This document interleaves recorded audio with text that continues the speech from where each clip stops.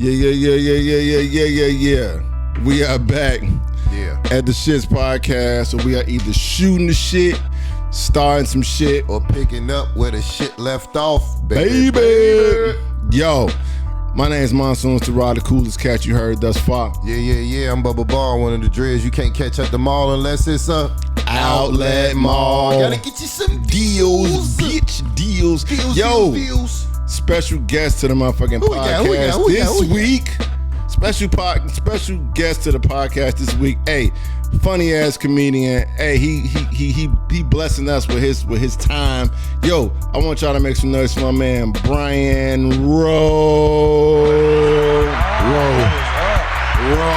Yeah, he rolled up in this motherfucker with a boat. I wish. Came through.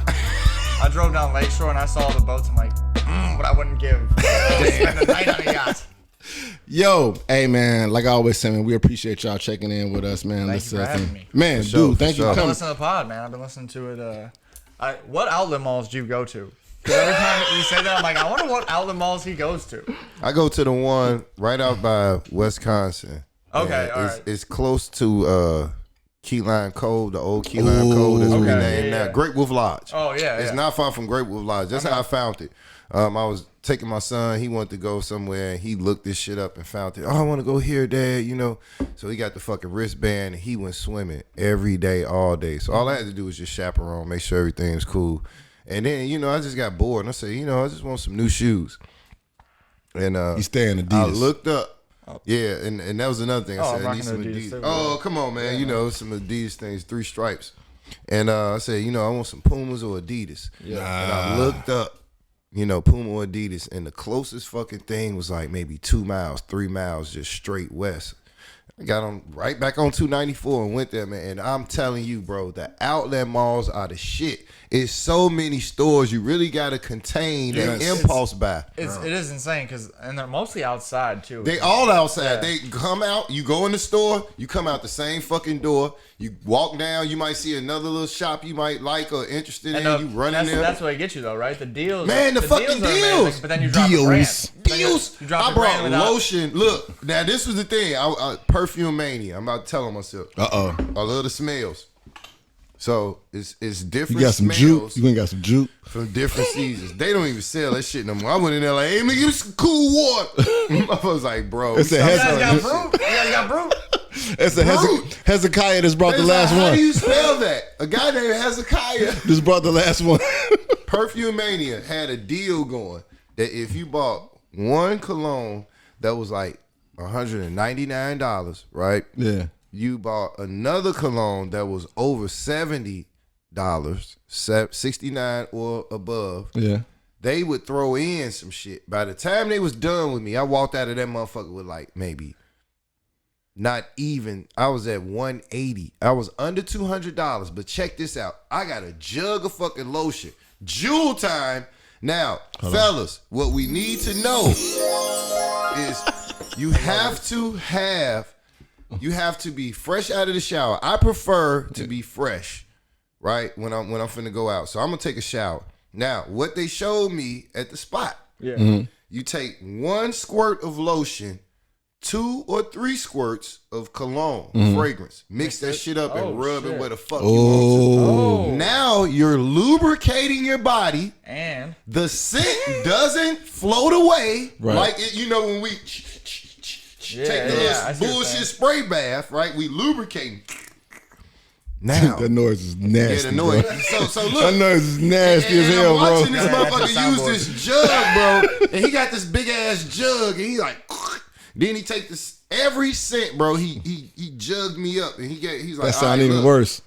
I tried 3 fragrances, right? But I'm telling you something. When I walked the fuck up out of there, I had my bag, but my scent game was on point because I hit my arms and I hit my neck. I just hit my neck twice. Yeah. One over here, one. Nigga, I'm smelling like 4 fragrances walking around this fucking outlet mall in the summer. Everyone's like, right. Who is that? I'm walking around like a fucking non-shopper insect. You know what I mean? Like somebody gonna get it from the bike. Everybody was like, "Ooh, I want you to fuck me from the bike." He smells so good. Hey yo. But then they can't smell you though. That's the problem. So look, this is the only perk. You can't get that perk from just going to a regular mall. You have to go to an outlet mall and go to these places because they are trying hard to sell you products. And they will let you sample good products. On it, yeah, they will let you try on the good shoes. Even if you don't want. I went in the shoe store and I tried on the most expensive shoe. But guess what? My foot is not contoured. You know what I mean? It's not shaped right. Do you know the Nike shoes with the bubbles on the bottom? Yeah. I tried that shoe on, but my foot is a little bit too wide. And I saw somebody else try that shoe, and they had like toes like that. They had like the knuckly toes, like they toes was making the. Her name was Belinda, wasn't it? Yeah, it was a man and a woman, and they both had hammer times. And I was like, "Hey, y'all can't get them shoes. You ain't got the right toes." Hey, yo, real quick. I was like, "My feet too wide for them. I'm not getting them." Real quick. Yo, hold on. Yo, gotta give a shout out to the Block 105 Radio, www. The Block. TheBlock105.com. Every Friday 9 a.m. we on the block. Hit up the website, theshitspodcast.com. Also, independent artists, if you want to get your music played, email it to dopemusicshits, that's S.H.I.T.T.S @gmail.com. Hey, please send MP3s. Please send the title of the song. Please send the name of the artist, because we just can't guess what the fuck your name is, especially with the names nowadays. It's little pistol starter. They got like 9 different names at the beginning of the song. Right. Like, this is me right here. I'm Young Cuz, also known as AKA your mom, AKA shit dropper. I never talked to you in my life, AKA who are you?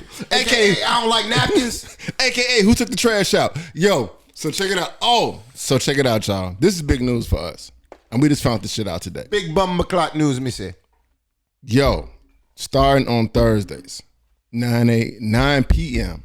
to 11 p.m., we are giving y'all the S.H.I.T.S Radio. Oh my God. Yo.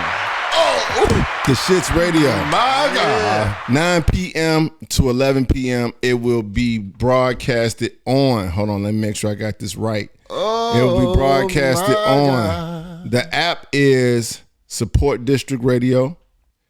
Support District Radio Network. Right. It's My Radio Chicago.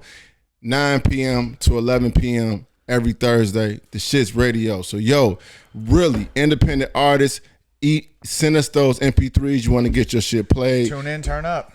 Tune in, turn up. They didn't give us 2 motherfucking hours. Hey, and you might listen to me. Hold on. You might get an invite.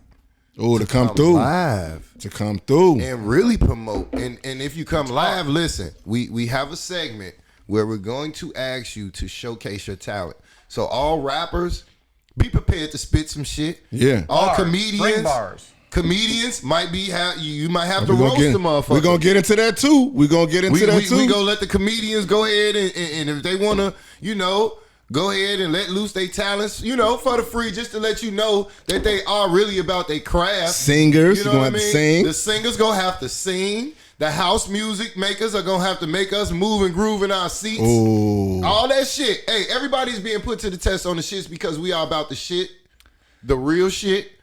Don't just talk about it. Be about we ain't it. talking be about that shit. Being about the shit. So speaking of being about the shit, yo, Brian Rose, since you are the phenomenal guest this week, check in, bro. How was your week, man? It was good, man. It was good. Busy, running around the city doing sets, getting ready for shows coming up. Okay.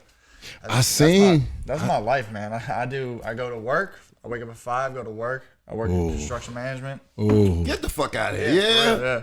And then I get home at like 2, and then I just roll and do sets all night, and I get to bed at like midnight. That's a beautiful life. Yeah. Is your job construction manager? I was a former cop, journeyman cop in the union.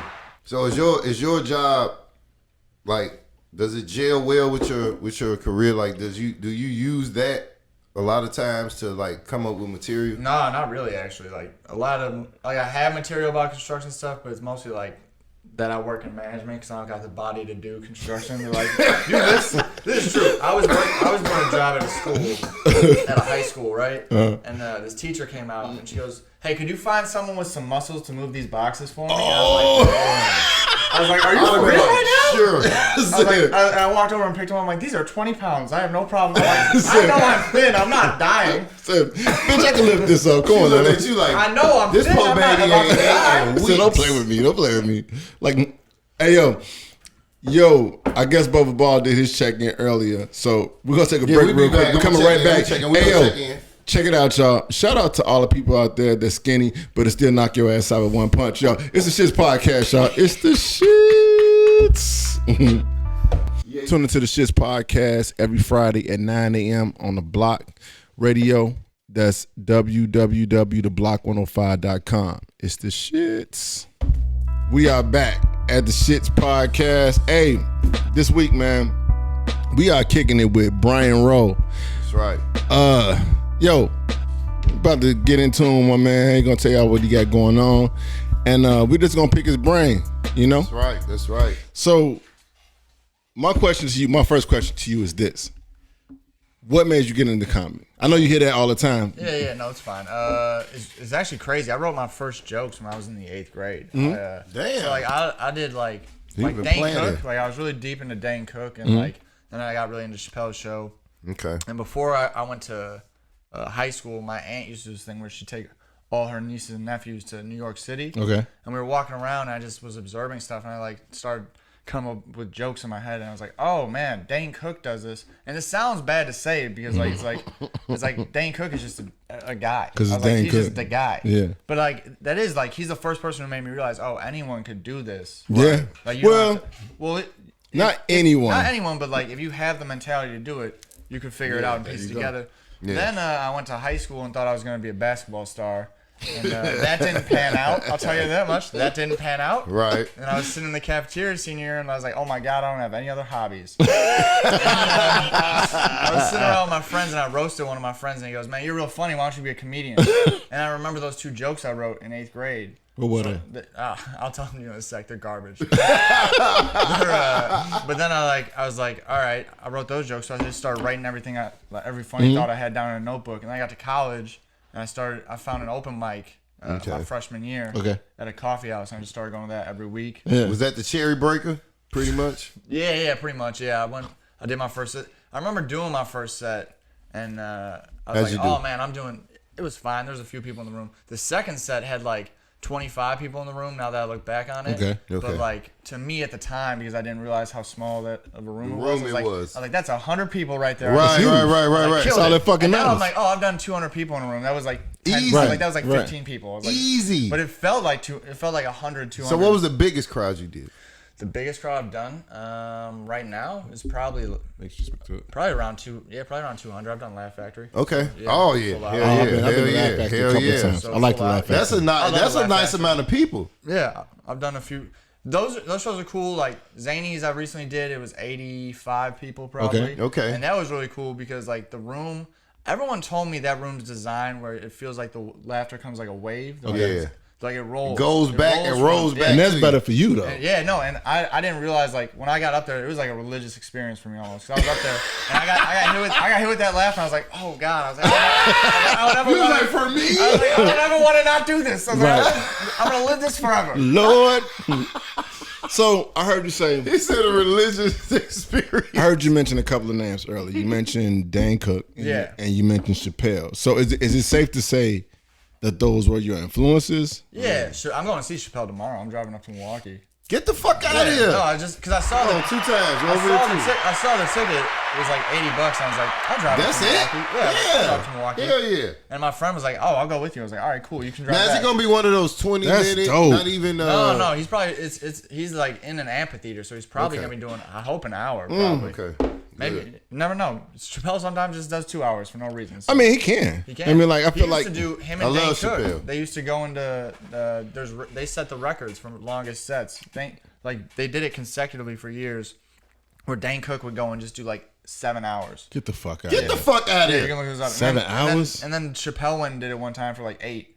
Wow. And it's like 8 straight hours. Yeah, they just were up there for like 8 hours just talking. Get the fuck out of here. Yeah, I swear, man. That's a long time to do anything. To do anything. To work, it's your date. You work a job for 8 hours, so I guess it's similar to that. But like, but that's not a job. Yeah, that's not a job. And it's no funny, breaks. It's funny that you say that because like when you're doing a job but you work for someone else, you're pretty much doing the work that somebody dictates to you. Yeah. Right? Yeah. But like when comedy is you. Yeah. When you're doing like comedy, like I think that's harder because you have to, especially for a comedian. So because I have a brother.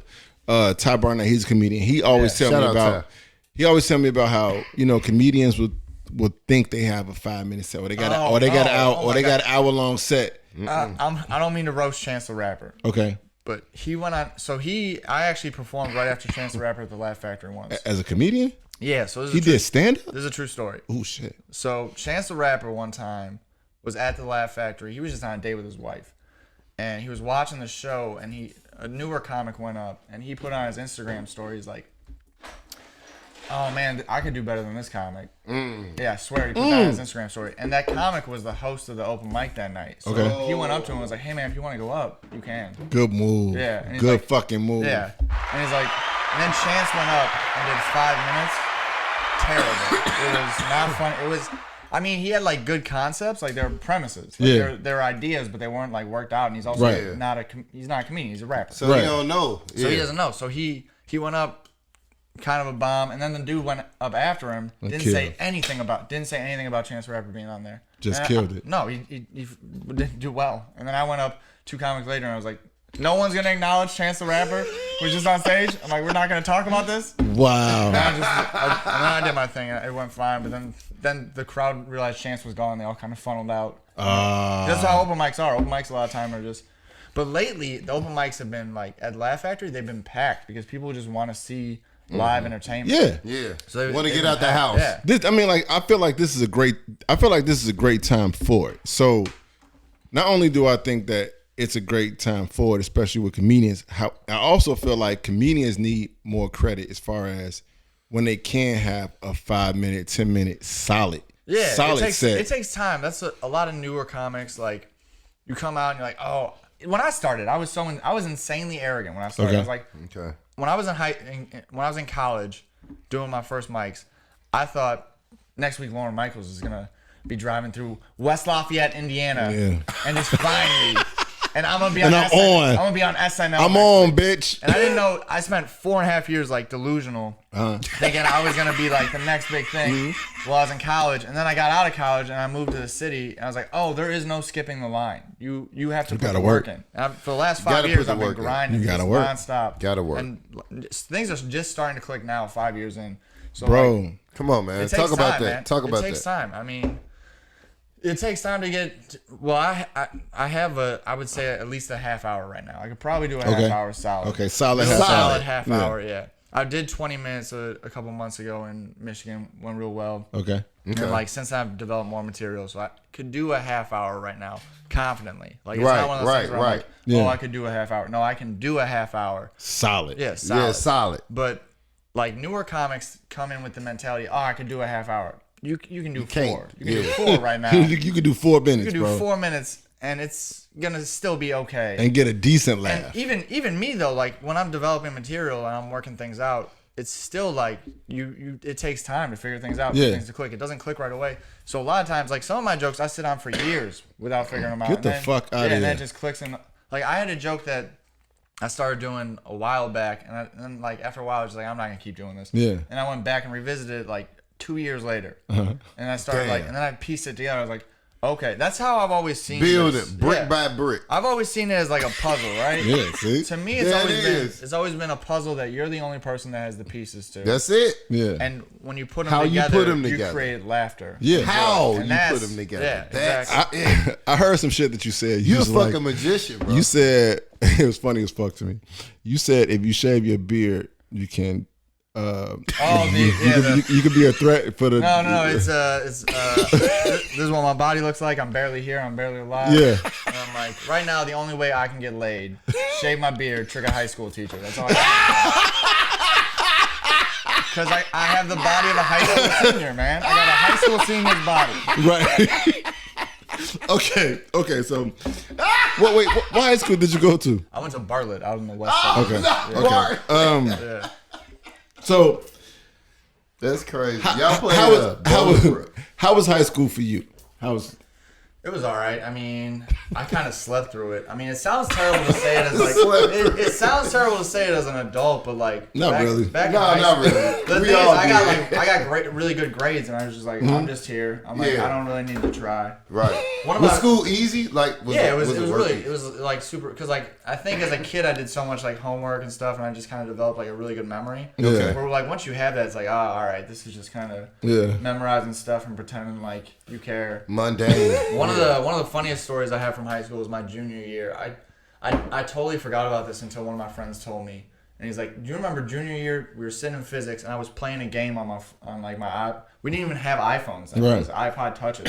Oh, and I was playing a game on my iPod Touch, and like the teacher was like, "Can anyone solve this?" And no one's going up there. And I looked at it for a second. I threw my phone or the iPod Touch down. Yeah. Went out there, solved it. Put the marker down, went back and sat down and went back on my iPod Touch. And he's like, "That's right." And then my friend's like, I died laughing. And then a kid in our class was like, "What the fuck? Not everyone's that smart, man. Fuck you."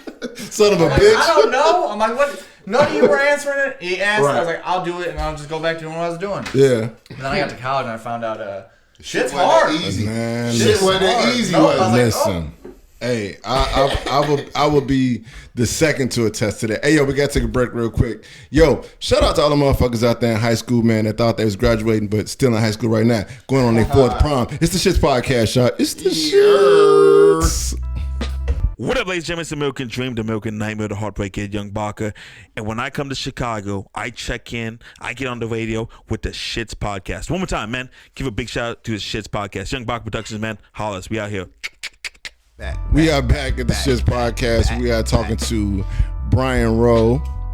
Hope I'm saying your last name right, bro. Yeah. Right. So you talking about high school. All right, so you said that, you know what I'm saying, you was a smart dude, caught on pretty good. What do you think your group clique crew was? In high school? That was a weird thing, man. I floated around so much in high school. Okay. You a floater. Okay. Yeah, because I was like hanging out. That's a good thing. Because I spent a lot of time, like, I really thought, like, I'm like obsessive when I start doing something. So I was doing basketball so much that like I'd hang out with the basketball kids, but then like I would kind of like I had my friends who weren't in basketball like that like I grew up with. I'd see them occasionally, but like a lot of high school was me just hooping and then going home, watching TV, sitting around. What were you watching? Oh my God, Benny Hill. No, just accept Benny Hill. That was my shit. The fuck? I like watching it. I remember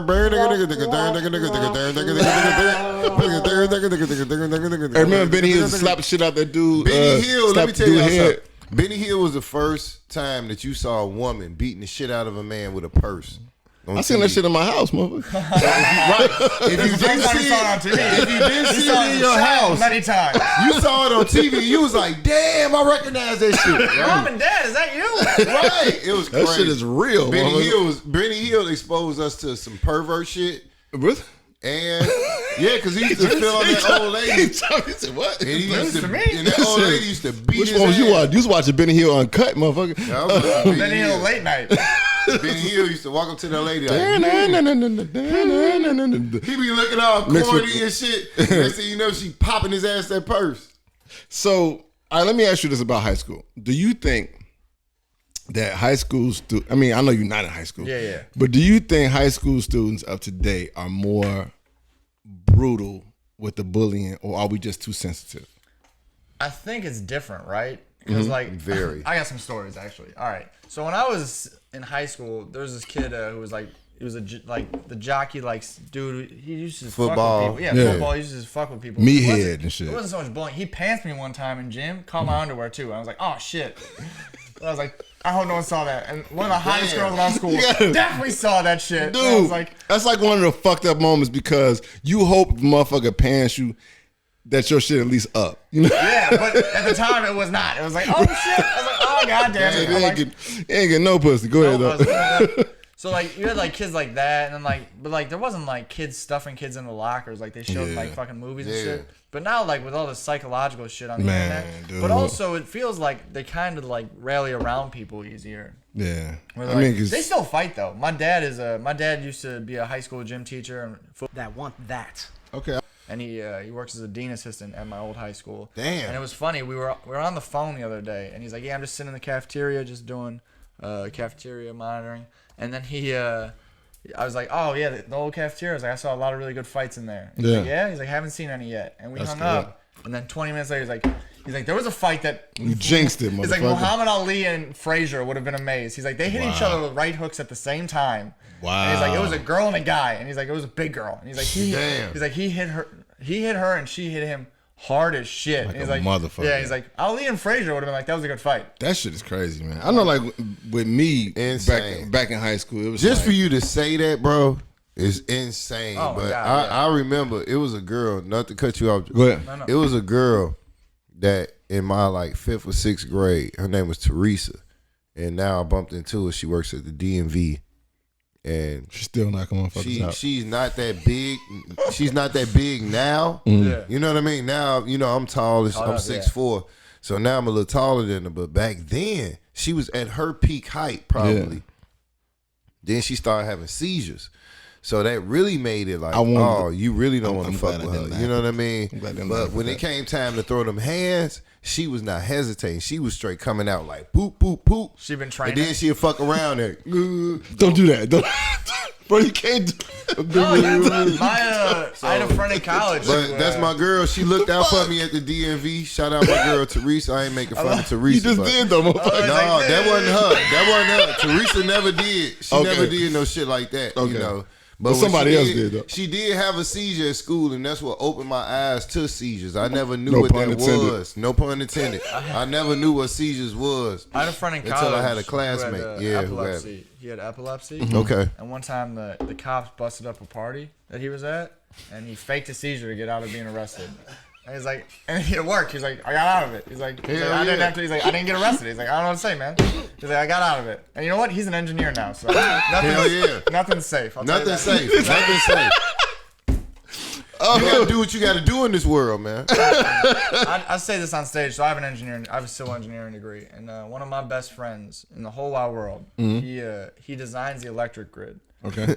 And every weekend he does Molly and goes to raves. So the fact that our lights aren't strobing all the time. This motherfucker's like, wow. The fact the lights are like this constantly. With lights. Yeah. I'm like, that's amazing. I'm like, the music they listen to at a rave. Dude. It's like what's that, Blade 2 or 3? Yeah. When they was in the raves. And that's all that. Shot down?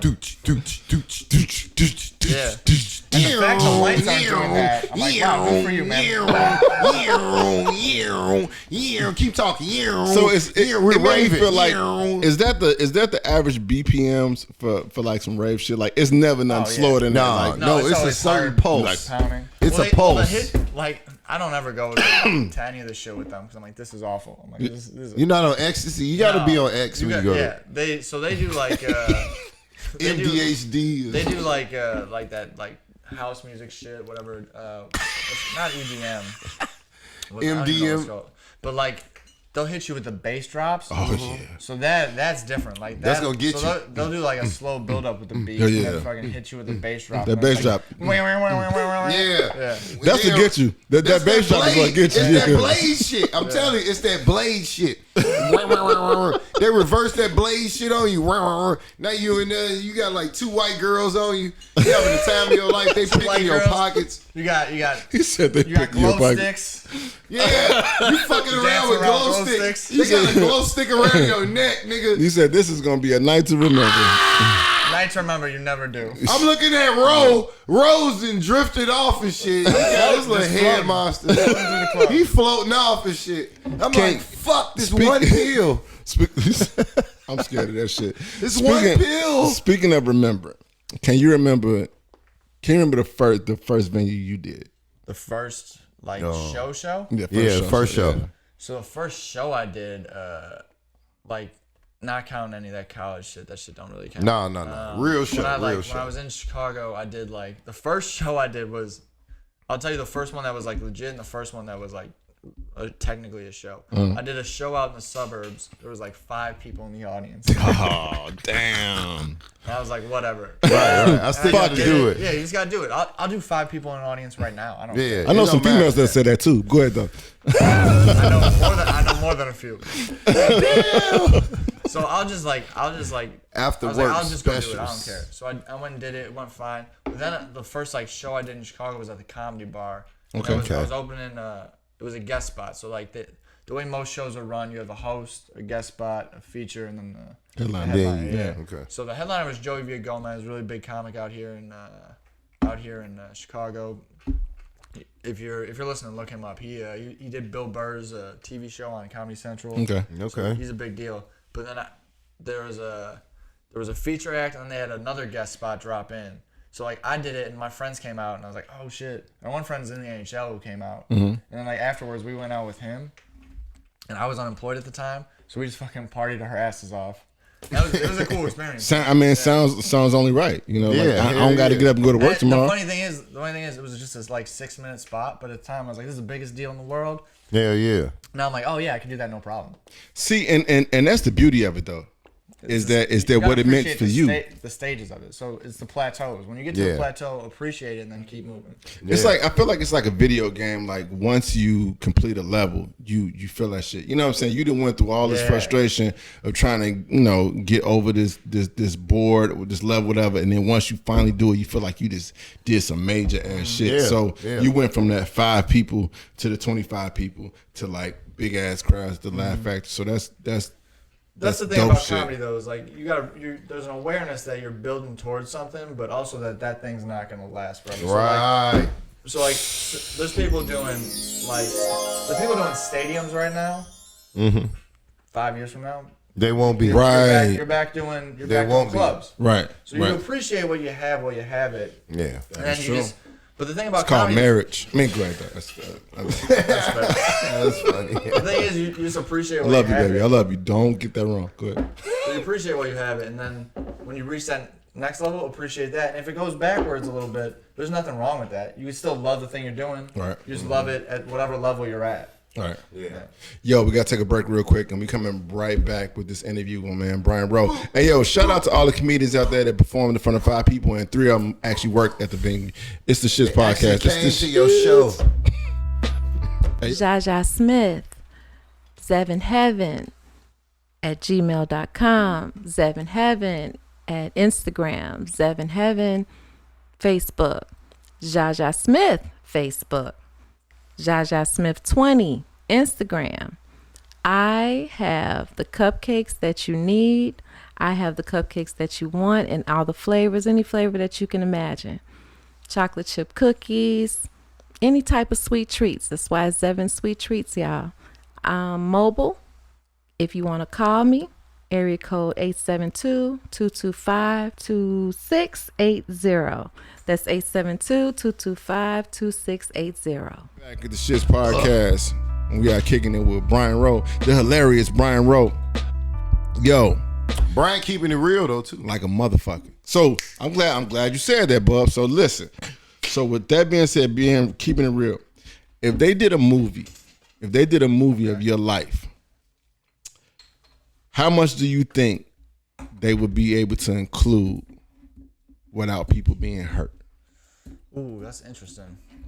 I feel like no matter what, people are going to be upset if they make a movie. Because like, look at fucking the Bulls with the. God. Wasn't that Scotty? terrible? Yeah, Scotty. Wasn't that terrible? How Very they did good point. Scotty? Very good point. But that's what Scotty did it to himself, didn't Very he? good point.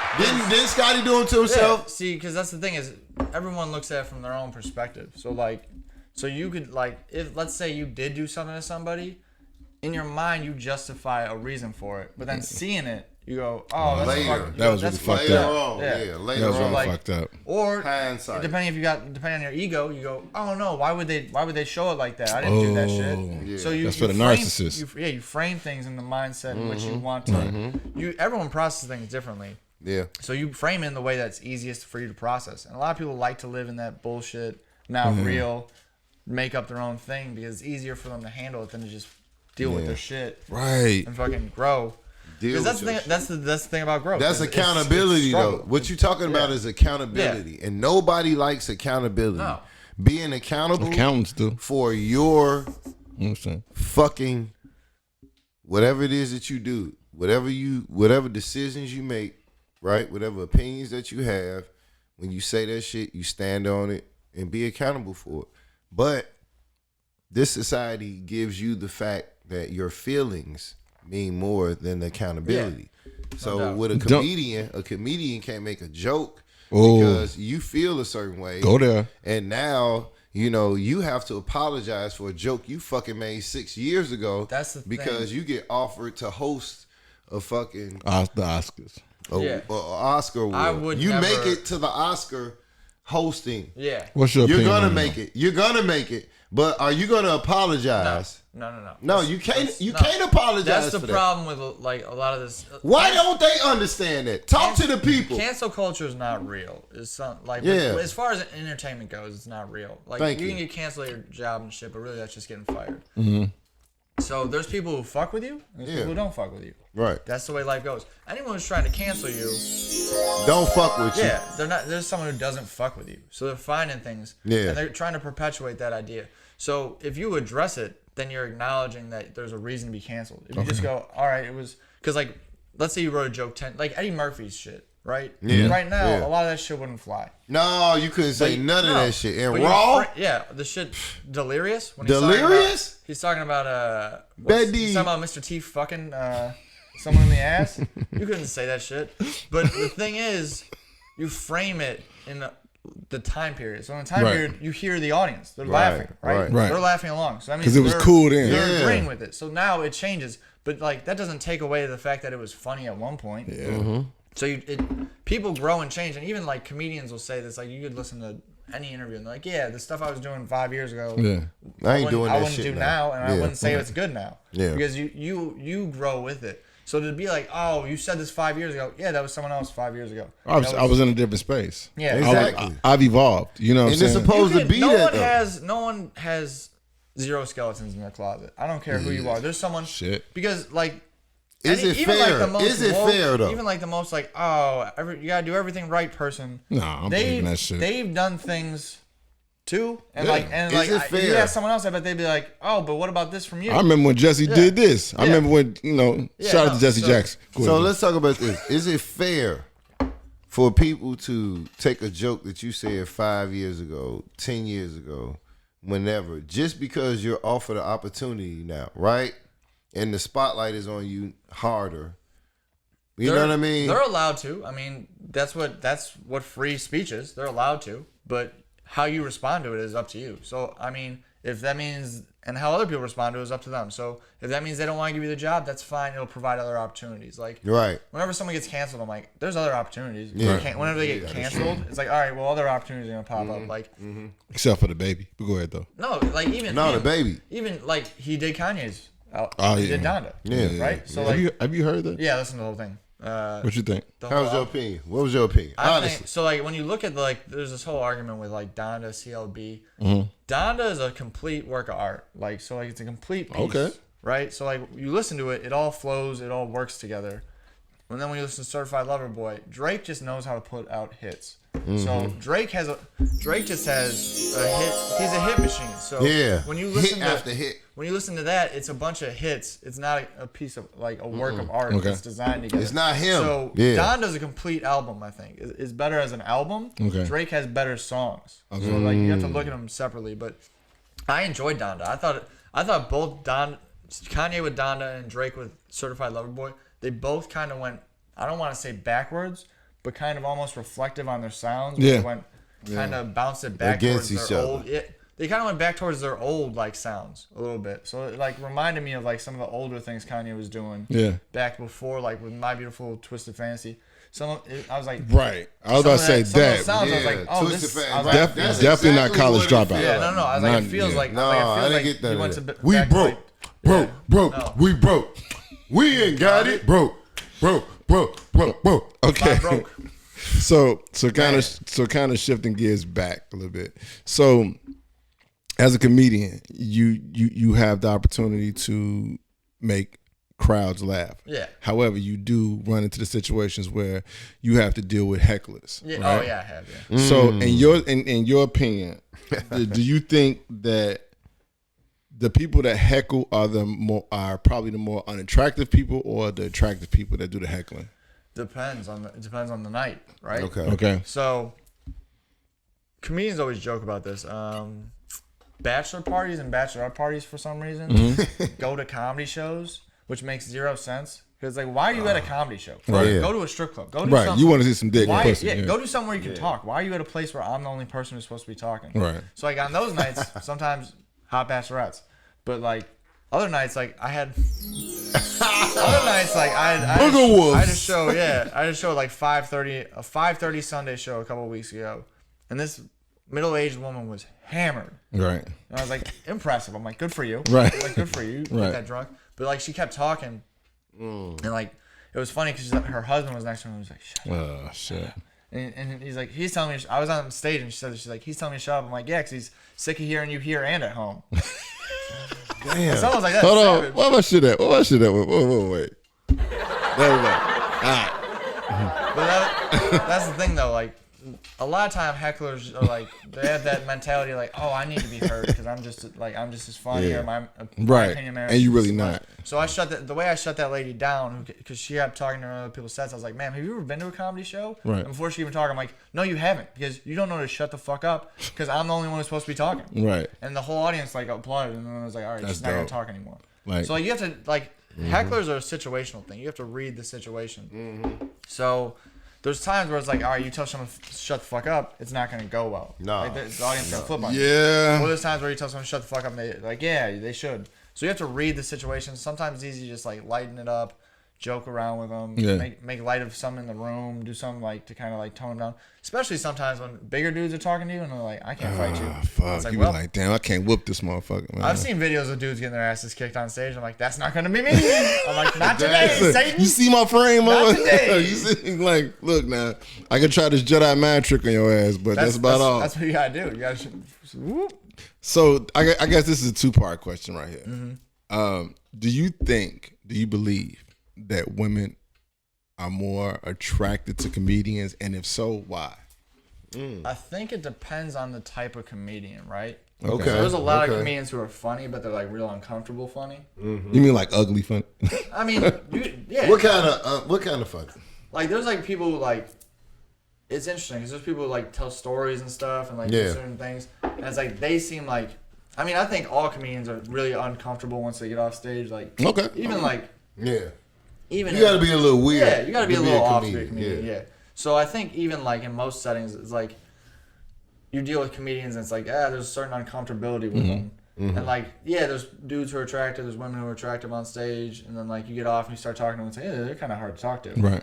But like, I think if you can get to that point where you're making someone laugh, no matter, like look at Pete Davidson. That man is cleaning up in Hollywood. Oh, Right. Ariana Grande, Kate Beckinsale. He didn't bag a couple of bad chicks. Yeah, he's doing very well for himself, and he does not look like the most attractive guy. Man, he looks like he's like a couple days away from needing to be in the hospital look, always. shit, that's His, like right up his there. eyes Dennis are. Rodman. He looks like he always has bags under his eyes. Right. I'm like, do you ever sleep? I'm like, I get less sleep than you, I bet, and I'm still. And he bagged a couple of bad chicks. Ariana Grande, Kate Beckinsale was like 40 when he was dating her. Oh shit! I mean, like I just kind of feel like for shit like that, you definitely should have like they should definitely get a picture on your wall or some shit like that, like really Hall of Fame moment? right? You know what I'm saying?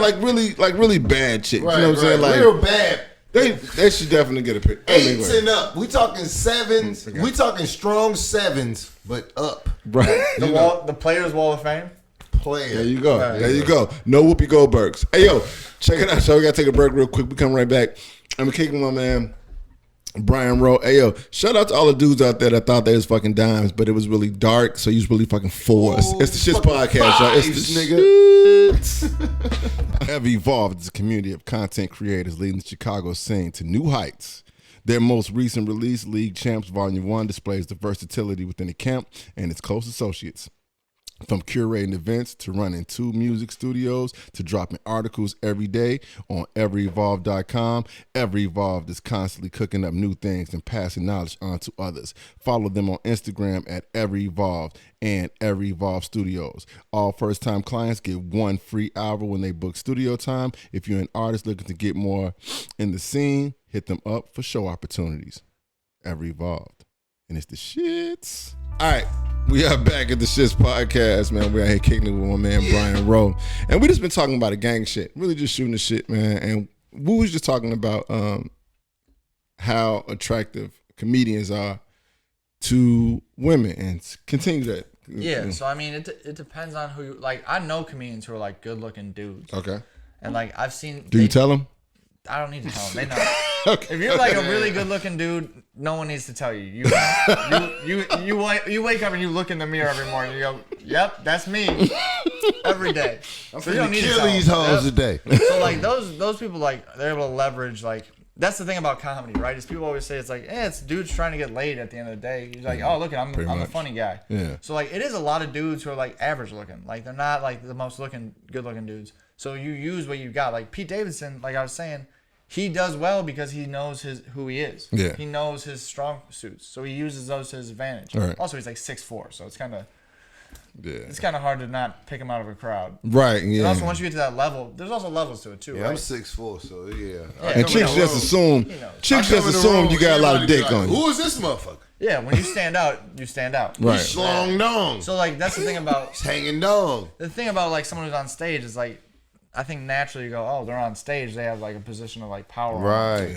Yeah. So you're going from a psychological point of view. Yeah, from a psychological point of view, you find that person attractive because everyone's giving them attention. Right. So I think it automatically kind of sets you up there, and then what you do off stage is kind of up to you and who you are as a person. Right. If that motherfucker don't get up, that's your fault. Read the Your room. fault. Learn to read the room. On and off the stage, read the room. Breathing room, nigga. So, not to get all in your business, however, I was seeing that you are a big fan of the TV show Dave, and why is that? Yeah. Why is that? Little Dicky? Cause Yeah. we could be brothers.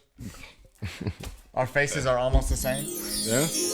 Well, actually, I've just been a fan of his. It's coincidental. I was a huge fan of his music in college. Okay. Like, cause like I He's dope. Yeah, I had a roommate like back when he was like on his YouTube shit. Yeah. I had a roommate junior year show me, and I kind of just wrote it off. Mm-hmm. And I heard like a serious song that like one of his like, well, he had Save That Money come out, and that was big. But then like when you listen to like his like actual like where he goes in, He's pretty dope. he goes dude. he goes in like Yeah. he knows he his goes shit. in. But then like I don't know, I just started watching the show. It's a great show. If you It haven't is. seen it, it's tremendous. They do a really good job. Like the whole second season felt like they were trying to make you anxious while you watched it. Like while you're watching, you're like, man, what is happening right now? Yeah. Bro. So, It's purposeful, and I appreciate that from a TV show. But also, yeah, we look a lot alike. did you see the episode where him and Benny Blanco had the sleepover? Yeah. That was one of the most interesting episodes to me because I was like, dude. At first when I was watching it, I was kind of uncomfortable. I was like, what the fuck is going on? You know what I'm saying? Like, too intimate. I was like, what the fuck is this dude doing? A little touchy. Right. Yeah. But then, as the dialogue started to play out, I was like, dude, they are touching on so many subjects. No pun intended. Yeah. They are touching on so many subjects. I was like, damn, dude. I was like, you know, When Benny had that like panic attack, I was like, oh shit, I feel that. I was like, oh man, I've been there before. I was like, this is uncomfortable. I was like, I don't like this. Yeah. And it was just crazy because how Benny and Dave interacted with each other when it was just them. Yeah. So you look at it like, no, they didn't look at it. It was something like that was on some, some like something gay or something. Right. They were just looking at it like, man, It we was just like, hanging we're out. fucking We around. hanging out. Yeah. Two Right, of you the know what I'm real saying? guys. But then when Dave's friends came When around, Gate and them like, showed up, it was like Dave kind of switched it up. Yeah. You know what I'm saying? Yeah. So it's kind of like, damn, am I switching it up because I'm ashamed of what I'm doing, or I just know you won't accept it? Yeah, I think it's a lot of the second one. I think it's a lot of you want to Acceptance. You want acceptance. You want people to From see you. everybody, Yeah. though. You want to be accepted from everybody. So you try to like make it so it's not uncomfortable for them, but then it makes it uncomfortable for someone else. Right. And it's kind of like a weird thing where you just try to balance everything constantly. Right. Yeah. And then when Gator's friend Tony, it was Tone. Yeah, he was like, he said black men don't have the option. Black men don't have that freedom to do that. You see what I'm saying? Like, Yeah, I get what you're saying. and I was like, damn, dude, that's crazy because we immediately look at shit like that. Man, like, what the fuck is wrong with you? Yeah, you know what I'm saying? Like, and that's why I like the show because the writing on the show it's not just about. No, they take it to deep levels. Like when Gator, like the first season when they were going through Gator's bipolar shit. Yeah. I was like, oh my god. I was like, this is real. Like, Yeah. And honestly, he should have won a fucking award for that acting. Dude, Yeah, man, come on, man. Drop some jewels. Dude, man, like Drop some motherfucking you were like the jewels. fourth person that I heard say that, and I'm like, Gator? dude, Why the fuck has he's gotten way more work acting? He got work too. Yeah, he's got like a bunch of movies. I didn't know that. Yeah, he's doing. Yeah, like, he got work. Yeah. He got work. Wow. Yeah. I mean, he's doing a movie with Machine Gun Kelly right now. Get the fuck out of Come here. on, man. Machine Gun. He's a phenomenal actor. Yeah. I mean, like Lil Dicky is too. I just feel like I think everybody on that show. I don't look at that show and be like, damn, they can't act. Like everybody plays their part. No, and the thing that I like a lot about it is that it's not just about the music. No, you know what I'm saying? no. Okay. It reflects his life. That's what I think is dope about it. Yeah, I think it's kind of like a scaled up version of how he is probably. So like it's definitely. I doubt he's that egocentrical. Yeah. But like I'm sure he is to some degree, and he's aware of that, so he's writing towards that. Yeah. And like he kind of wants to show like how like in the industry, you kind of have to like be selfish, but then you Like at a some point have motherfucker. to realize, all right, there's also other fucking people around Right. that Right. like I said I'd help out. Like that's kind of where that ends the second season. Yeah. Spoiler warning. And dude. Spoiler. And that's like a big responsibility. So let the people know what you got coming up, man. Oh yeah, sure. I got a bunch of stuff. Hold on, let me pull up my. Get your shit together. Get your shit. Pull out my iPhone. calendar. Boom. So I got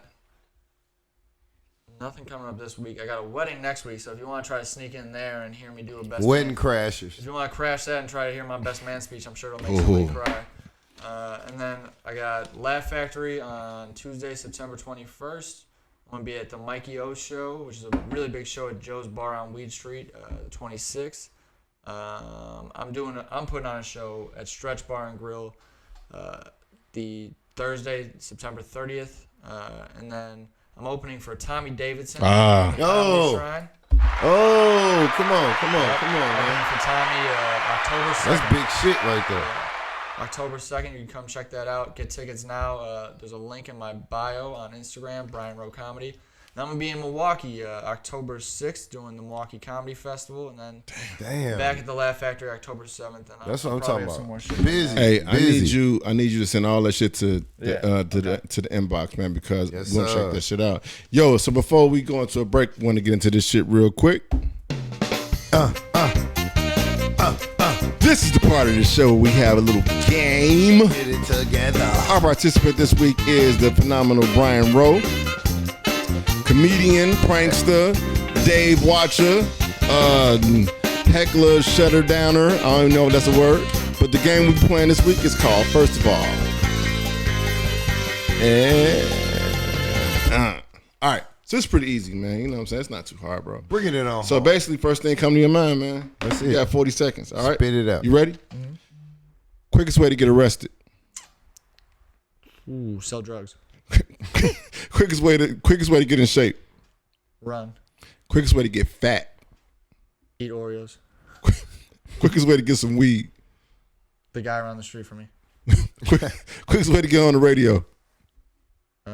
Become a DJ. Quickest way to get evicted. Set something on fire. Quickest way to get your ass whooped. Call someone a piece of shit at a bar. Life experience. Quickest way to get famous. Porn. Damn. Slinging schlong. Slinging schlong. Yo, we'd like to thank my man Brian Rowe for participating. First of all, hey man, y'all heard it, man. If y'all want to get famous, do porn. Just make sure it's 8 and up, y'all. 8 and up. OnlyFans. Hey, swing some schlong. Yo, we're gonna be back, man. At the S.H.I.T.S podcast, y'all. It is where's my shit at? Where? It's the shits. Boy Gerald Desserts. I fucks with the Shits podcast. It's the Shits. All right, y'all. We are back at the Shits podcast, man. Hey, yo, our guest this week is the phenomenal Brian Rowe, and he just gave y'all some game on how to get famous. You know what I'm saying? This, you gotta do porn. Like I said, 8 and up. It's 8 and up. If 8 and under, I don't know. You might have to go into a whole different genre of porn. I was about to say that would have been racist if I said that. So I'm not. So I'm not gonna say that. Can't say that. Yeah, I'm not gonna say that. I'm not gonna say that. I'm not gonna Do say. foot porn. That too. There's avenues for people with bad faces. That's right. There's such things as hand models. There's foot porn. They got hand models. All right, y'all. You got nice feet. Do some foot shit. I mean, I like feet, bro. At this point in time, let me bust down this underlay for the overplay, right? All right. So first off, I want to really start this shit off with saying rest in heaven to Michael motherfucking Kenneth Williams, yes, aka Omar. I'm dedicating this one to him.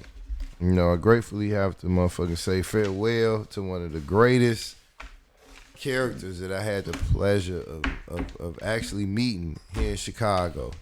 Right, short, briefly, but it was an acting seminar, and I had the pleasure of doing like some fake stage props out of styrofoam. Right, something they could slide off and slide on and make it look like an actual brick wall.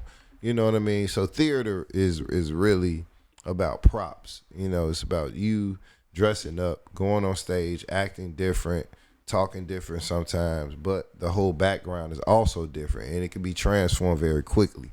So this is what theater is about. And I had the chance to do something in that atmosphere, and I had the chance to meet this guy. He's out back smoking, and cool brother, man. You know, it's just something about people that you meet that's famous. And when they're in that element and you get the opportunity to meet him and you run up on them, and it's not like, you know, you from Chicago, so you know how to approach people. It's not like you're gonna be offensive when you approach them. It's like, hey, you know what I mean? Woo, woo, woo. I recognize you. You know, you. Of course, you from the wire. Oh my, woo, woo, woo, man. I told the brother I appreciated his work because I also saw him in Boardwalk Empire. Yeah. At that time, right? After now, maybe 3 months ago, before he passed, I saw him in Superfly 2. Yeah. Oh, he was in it. Yeah. You know what I mean? So I was like, wow. He was also in Lovecraft Country, Lovecraft Country, which is buzzing right now, and it's up for an Emmy, from what I hear. And he got canceled though too. But go ahead though. Awesome. So you know, at the end of the day, you know, the brother left here, I think, too early. But I want to touch on some of my favorite scenes from Omar, right, in The Wire, when he was testifying on the stand, and with a straight face. When he was asked his occupation, he said, "I rip and run," also known as "I robs drug dealers." He put an S at the end of rob. I robs drug. He didn't put an ED. He put an S. No, he put an S on that motherfucker. I robs drug dealers. Second scene was when schooling one of his boyfriends / stick up accomplices and helpers. He said, "You know, it's not what you take; it's who you take it from." You know, and then, you know, the youngin looked confused. He was like, "Well, what you mean?" He said, "How you go?" This was so serious when he told him this shit. He said, with a straight face, he asked him, "How you going to run with the wolves at night when all day you play with the puppies?" That makes sense. You see what I'm saying? I like puppies. So if your help don't understand that we in this game to hit the top echelon, we're not trying to hit the lower level, the lower tier guys. It really don't mean shit. You know what I mean? And then another one was when he was robbing the drug dealers in the dice game. And this was his first encounter with Marlo, right? Marlo had made his interest in the game. So it was about anywhere from $500,000 to $700,000 at this dice game. And Marlo looked at him and told, you know, "Omar, this my money." And Marlo looked at him. And you know, with this like look of regret, like, "How you gonna take my money?" But Omar got 2 guns on you, 45s to be exact. And Omar looked at him and said, "Money has no owners, only spenders." That's true. And another one, my all-time favorite, was him and Brother Muzon. They finally met back up, so it was a little disturbance, you know. Omar had caught Brother Muzon in the hotel room. He shot Brother Muzon, but Brother Muzon was a stand-up guy at the end. So he wound up calling, you know, the police for Brother Muzon, got him some help. Brother Muzon, he knew Brother Muzon was going to come back for him. Yeah. He just didn't know how or when. So he walking in his alley, got his laundry with him, whistling and all kind of shit. And Brother Muzon pop out with that 380. Omar come out with that 45. Brother Muzon understand and recognize that 45. He say, "I see you got the 45." He said, "I see you got the 380. So I heard them 380s like to jump a lot. He say, not with one in your arm. He said, at this range, at this caliber, whatever I let off, I can't miss if I miss. This is Omar. This is a character that we had the privilege of watching for 4 years, right? And at the end of it all, I want to say that I hate to, I don't want to acknowledge, I don't want to speak on the fact of how he left this earth, because so many greats are said to have left that earth in this way, right? Or left this earth in that way. But what I will say is this. The fact that I had the pleasure of shaking this man's hand, the fact that he said he appreciated me telling him I appreciated everything he gave on screen and on set. You know what that did for me, bro? What's that? That let me know that, look, you can do what the fuck you want to do. That man had a scar across his fucking face from damn near his hairline, all the fucking way across his nose, all the way, you know what I mean? And he was on screen, on different segments of screen, from different eras in the screen. We talking early 90s. That became early him. 90s, 2000. Listen, it's not a certain amount of makeup that can hide an indention like that. You know what I mean? You got the best makeup artists. They can fade it in. They're not going to make it disappear. Yeah. You're going to always be known for that. You understand what I'm saying? That's Omar.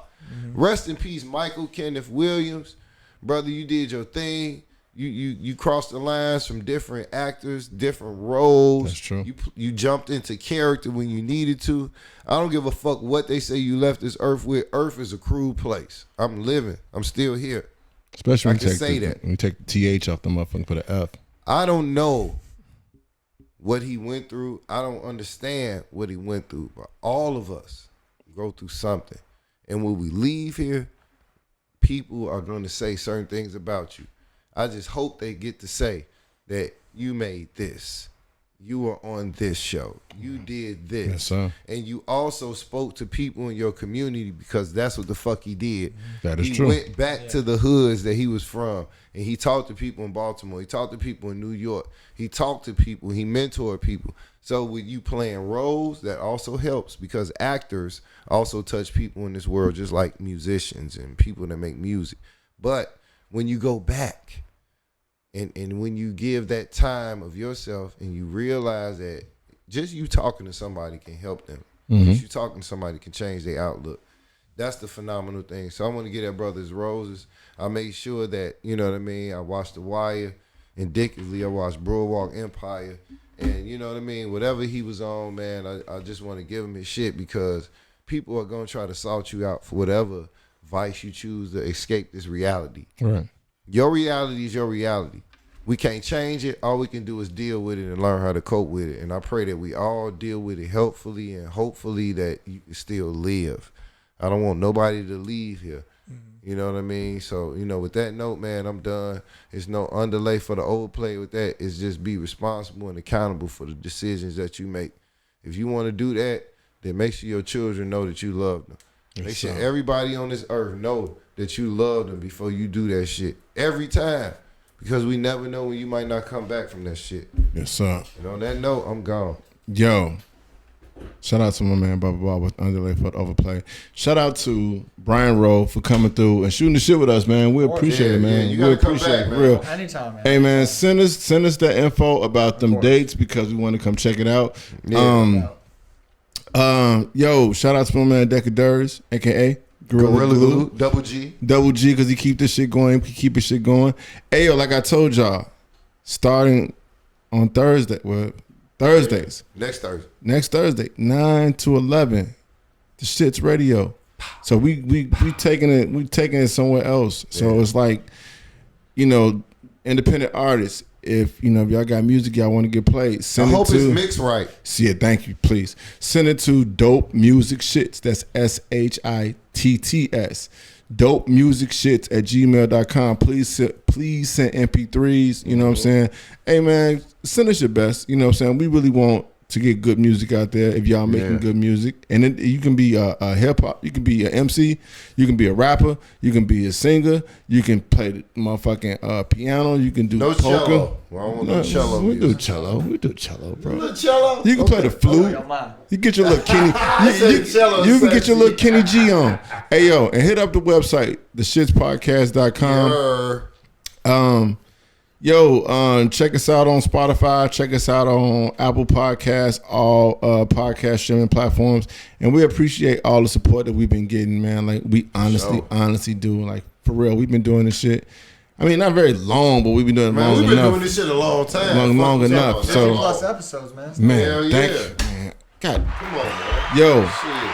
And we'll be back, man. We got some, we're gonna keep it going for y'all, and y'all keep fucking with us. We keep fucking with y'all, kind of like abusive relationships. That probably was fucked the way to put it. But anyway, y'all, it's the Shits Podcast, y'all. We out, y'all. It's the Shits.